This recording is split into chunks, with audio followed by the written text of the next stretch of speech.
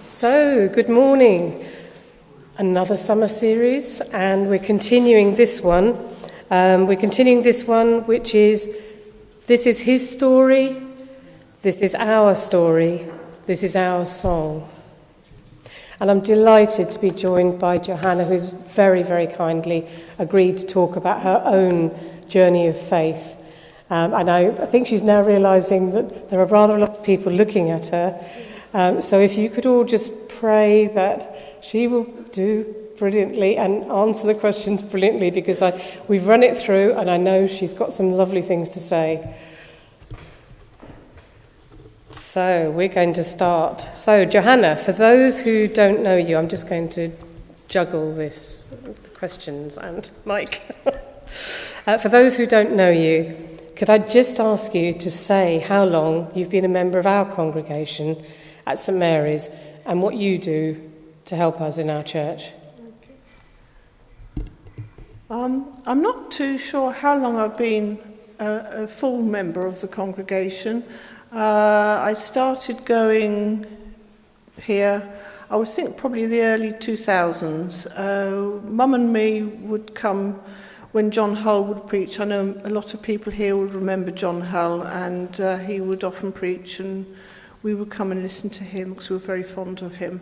But we're probably thinking about 2011 or 14 when I became a full member of the congregation here, and it was the fellowship that attracted me, and the togetherness that really sort of attracted me to come here. And what do you do within the church? Because you're probably, to let people know. Forgot about that one. Well, you probably see me running around with a teapot and things like that. So I do the teas and coffees for various services. I also am on the sacristy rota, so you might sometimes see me with a chalice or a cloth or something. And I've also done a stint on the PCC. And I think also you help out at Bubble Church occasionally. As well, so quite a few different things. We're talking about songs in this series, so I'd just like to ask why you chose the two songs. So we had As the Deer Pants for Water, which we sang just now, and we've also got 10,000 Reasons, which is coming up later. No spoilers. Well, as Deer Pants for the Water, it really showed to me our dependency on God, how much we need him, like we need water, and I suppose with this summer we've realised how much we need it. And 2 weeks ago, it really came home to me. My pond in the garden is very depleted, and I was watching a deer trying desperately to drink from my pond and couldn't because there was no water. And it was sort of stumbling and really, really being quite uncomfortable. And I thought, gosh, how much we need God, as this deer needed water. And I did put a basin out for it later, but it really showed to me how much we need God and we depend on him in our everyday lives. And 10,000 Reasons, that's always been a favourite of mine. It shows your faith journey from the start to the finish. And both Mum and me liked it so much that when she had her funeral here 2 years ago, she came into the church with that song. And it really shows to me our faith journey with God and with Jesus. Thank you. And I know the last bit, mentioning your mum, was hard. But we can't hear about Johanna without also hearing about Raina, who I know that quite a few of you did know. She was a larger-than-life character, I think is the way to explain it. And so if we start to talk about your understanding of faith, get an understanding of your faith, could I maybe ask how long you have been a Christian? Well, I grew up in a Christian household. Mum always encouraged my sister and myself to go to church, to go to Sunday school. Every morning she would read in the Bible, pray with us, My father, he had a faith, but for some reason didn't go to church. And, this could have worried me for a while. But my dad, being my dad, he was a chartered aeronautical engineer, so very logical and analytical in his thinking. And he said, well, Jesus is God, we just have to accept it. And another comment he came out with was, when we die, our soul leaves our body, travels at such a speed that we enter a different dimension, and that's heaven. And I thought, wow. So that made me think, everyone's faith journey is different. My mother, on the other hand, was completely different. For her, her faith and her walk with Jesus was very, very important, and so much so that as a mature student, she enrolled at the London Bible College, and also she had a great desire on her heart for the Aborigines in Australia, so much so that with my father's blessing, she went several times to an Aboriginal reserve in the Northern Territories, and even became a member of a family group. And one of the Aboriginal ladies said, Raina, will you be my sister? And that meant that some became her sister, some became her mother, some became the sister-in-law, and so on. It's a very complicated system, too much to understand. So for her faith journey was so different from my father's. So within this framework, that's how I was brought up. I never knew anything different. And yeah. Oh, that's great. And I think that probably shows us stories about when we don't see people in church out of some families, but they may still be believing Absolutely. In the background, and we probably need to be mindful of that as well. God works in different ways, and we can't judge ourselves. So how did your church, I assume maybe one church, several churches, how did your church support you as a child in strengthening your faith? Well, when I was a teenager, probably from the age of 14 to 19, I went to the Amersham Old Town Baptist Church again with my mother and my sister, and weirdly enough, it was my father's church when he was growing up. So we started going there, very often going 2 services a day, in the morning and in the evening. There was a very strong youth church there, and I joined a house fellowship. And my house fellowship group were very, very supportive of me, especially when I started going to art school. So before I left, they prayed over me because I was worried that I would drift away rather than moving away from home. And when I did go to art school, their prayers were answered, because the very same day I got into the hostel, my mother saw a girl with a fish on her dress, and she said, "Oh, are you a Christian? Are you coming here?" "No, my sister is." And she was put in contact with a community church, and the very next day, off we went to this church, and they were a great support to both of us, and subsequent my housemates, who also became Christians, and they were a really good support while we were there at college, and helped us through being students at art school. Brilliant. And so what was it like being a teenager and a Christian? Were there any tensions between being a teenager and the two? In my family, no, because there was such a strong foundation of being a Christian in my family.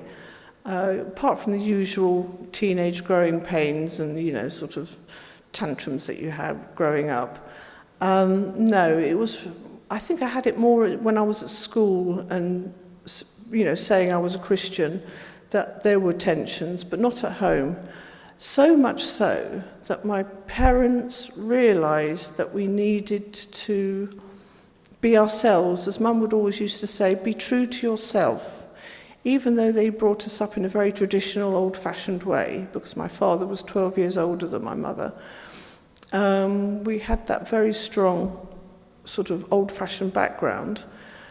And as we were growing up, my sister, I think, was 14 and I was 16, and we went through a punk phase. And then a new romantic phase.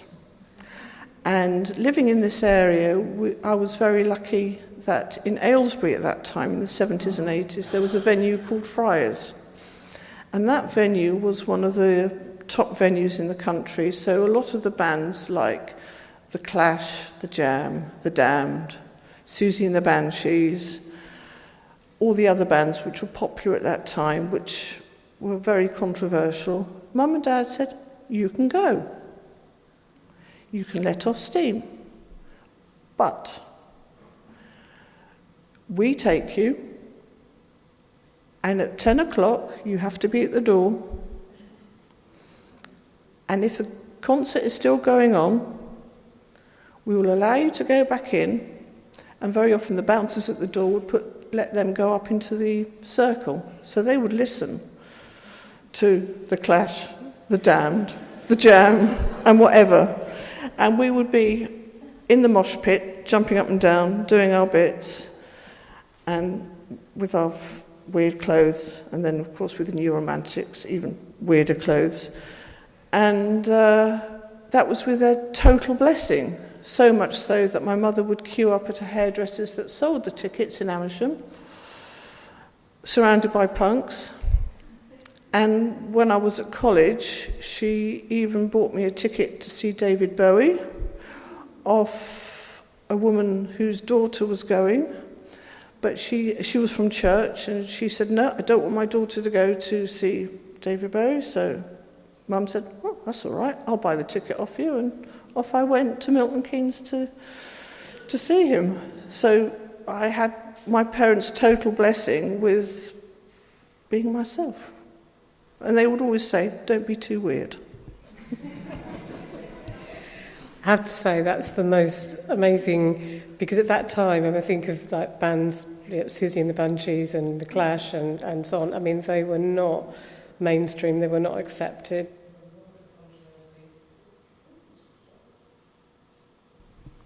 Switched it off, apologies.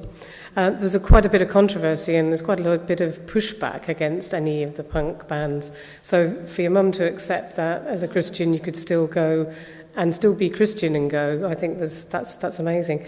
How do you think that open approach helped you on your journey as a Christian?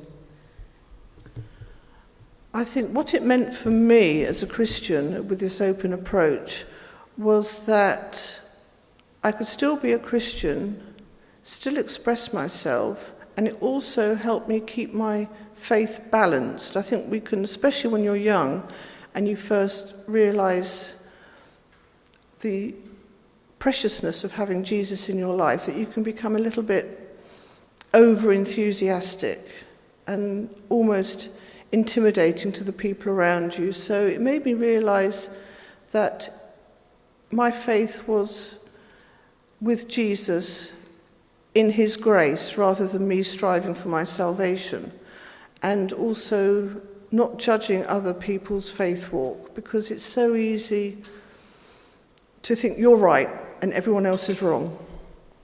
And you can be yourself as long as you put in the forefront of your mind of what would Jesus do. And I think that's an important thing to maintain your balance in your faith life. What would Jesus do? Not what would I do, but what would he do?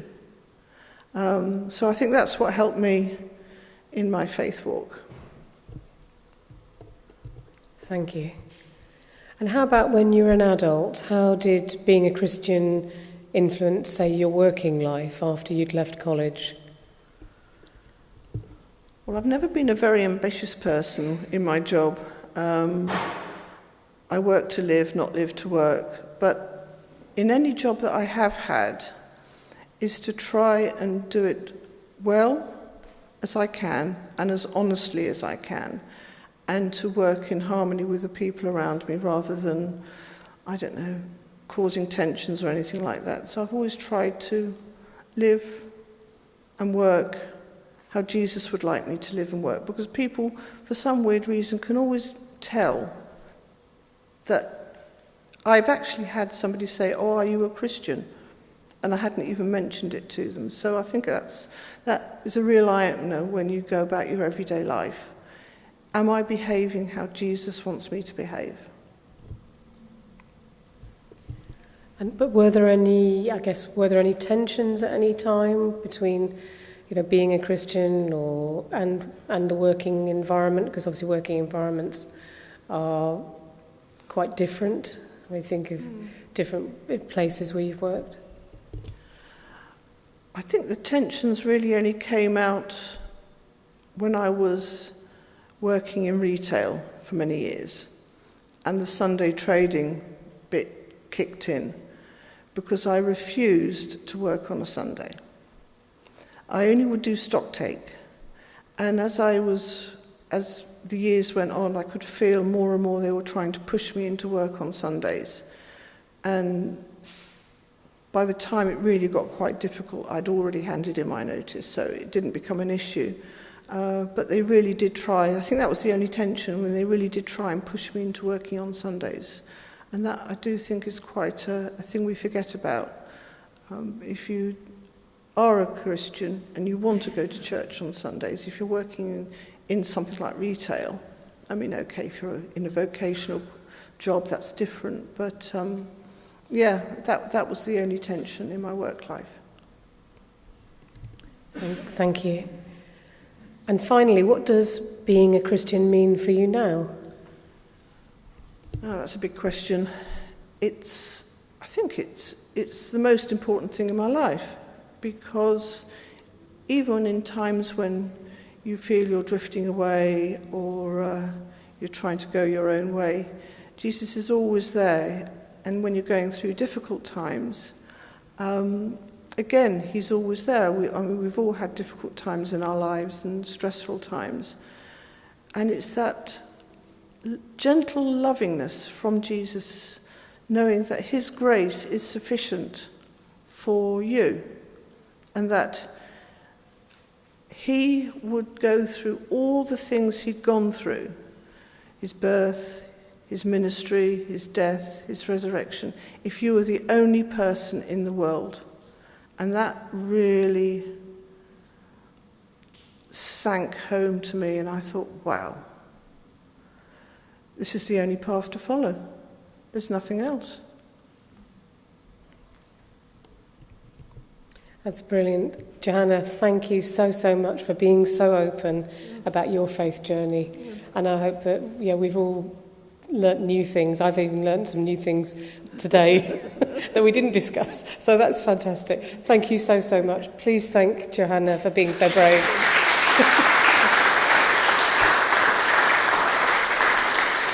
Brilliant, Johanna. If you'd come into church on Tuesday, Wednesday or Thursday, you'd have seen lots of young people, lots of volunteers, all having a fantastic time. So Shine worked well and truly. So well done, Jack. Thank you for all your work. But also there were quite a number of people volunteering that made it, as I say, such a success.